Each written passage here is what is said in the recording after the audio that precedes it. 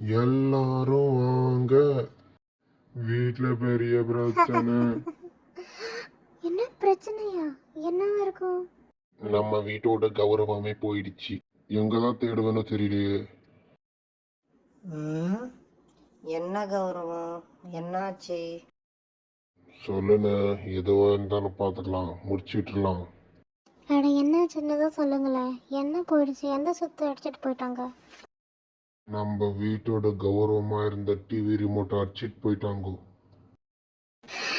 அப்போ நான் எப்படி எதிர்நீச்சல் சீரியல் பார்ப்பேன்? இங்க எவ்வளோ பெரிய பிரச்சனை போகுதுன்னு இங்க சீரியல் பத்தி பேசுறீங்களா? நானும் எதிர்நீச்சல் சீரியலை பார்க்க தான் ரிமோட்டை தேடின்னு இருக்கேன். சாரிங்கடா, நான் தான் ரிமோட்டை வச்சுட்டு இருந்தேன், மன்னிச்சிருங்க. டிவியில் ஏ எடிட்ஸ் சேனல் பார்த்துட்டு இருந்தேன்னா சிரிச்சு அப்படியே படுத்து தூங்கிட்டேன். அப்படியே மறந்து போயிட்டேன். இப்படியாமா தொலைஞ்சு போன ரிமோட் பத்திரமா கிடைச்சிருச்சு, அது போதும். குணசேகரனின் சந்தோஷம் நீடிக்குமா? பாட்டி எதற்காக ரிமோட்டை ஒழித்து வைத்தார்?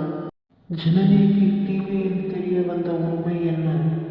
AI edits channel 1 lakh subscribers தாண்டுவாங்களாம்.